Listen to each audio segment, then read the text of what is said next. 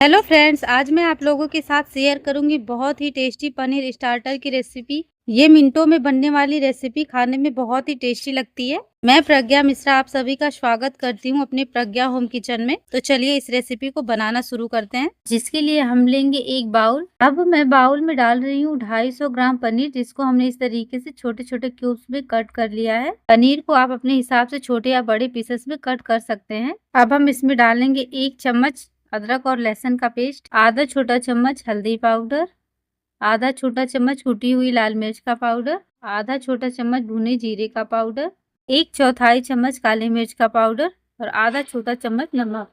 और साथ में ही मैं यहाँ पर डाल रही हूँ 2 टेबल स्पून कॉर्नफ्लावर। अब यहाँ पर हम इन सारी चीजों को अच्छी तरह से मिक्स करेंगे। हमें यहाँ पर पनीर को ज्यादा रगड़ते हुए नहीं मिलाना है, नहीं तो जो पनीर है वो टूट जाएंगे। हमें हल्के हाथों से इन सारी चीजों को पनीर के ऊपर अच्छी तरीके से कोट कर देना है। और इन सारी चीजों को मिलाते टाइम हमें इसमें पानी का यूज नहीं करना है, क्योंकि पनीर में ऑलरेडी ही मॉइस्चर होता है, जिससे कि मसाले हमारे पनीर के ऊपर अच्छी तरीके से कोट हो जाएंगे। तो ये देखिए, हमने इन सारी चीजों को अच्छी तरह से पनीर के ऊपर कोट कर दिया है। अब हम चलते हैं इसे फ्राई करने की तरफ। तो यहाँ पर पनीर को फ्राई करने के लिए हमने गैस पर पैन चढ़ा दिया, उसमें हमने 2 से 3 चम्मच तेल को ऐड कर दिया है। अब हम इस तरीके से एक एक करके सारे पनीर को ऐड कर देंगे और इसे गोल्डन क्रिस्पी होने तक अच्छी तरीके से पलट करके फ्राई कर लेंगे। अब यहाँ पर देखिए, पनीर हमारा एक तरफ से फ्राई हो चुका है। अब हम इसे पलट करके दूसरी साइड भी फ्राई कर लेंगे। आप इस पनीर को इस तरीके से भी खा सकते हैं, जैसे कि हम पनीर का पकौड़ा बनाते हैं, सेम उसी तरीके से खाने में ये भी बहुत ही टेस्टी लगते हैं। तो अब पनीर हमारा अच्छी तरह से फ्राई हो चुका है, यानी कि गोल्डन और क्रिस्पी हो चुका है। तो अब हमें यहाँ पर इस बात का ध्यान देना है कि सारे पनीर को हम एक साथ फ्राई नहीं करेंगे, क्योंकि हमने जो इसमें कोटिंग की है वो निकल जाएगा। इसलिए हम पनीर को थोड़ा थोड़ा ही फ्राई करेंगे, इससे पनीर बढ़िया फ्राई होगा।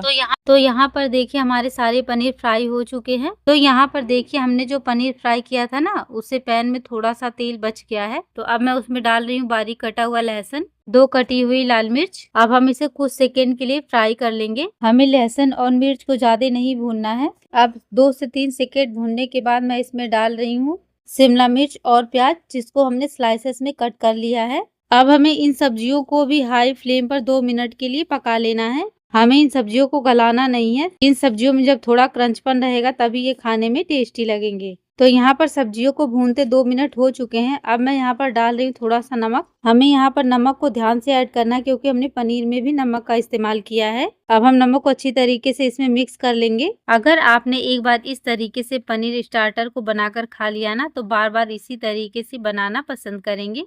अब हम इन सारी सब्जियों को दोबारा से एक बार चलाएंगे। तो अब मैं यहाँ पर डाल रही हूँ 1 चम्मच टोमेटो सॉस, 1 चम्मच सोया सॉस, 1 चम्मच मैं डाल रही हूँ शेजवान चटनी। शेजवान चटनी से इसमें बहुत ही बढ़िया टेस्ट आता है। और 1 से 1.5 चम्मच मैं इसमें डाल रही हूँ विनेगर। अब इन सारी चीज़ों को हमें अच्छी तरीके से मिक्स कर लेना है।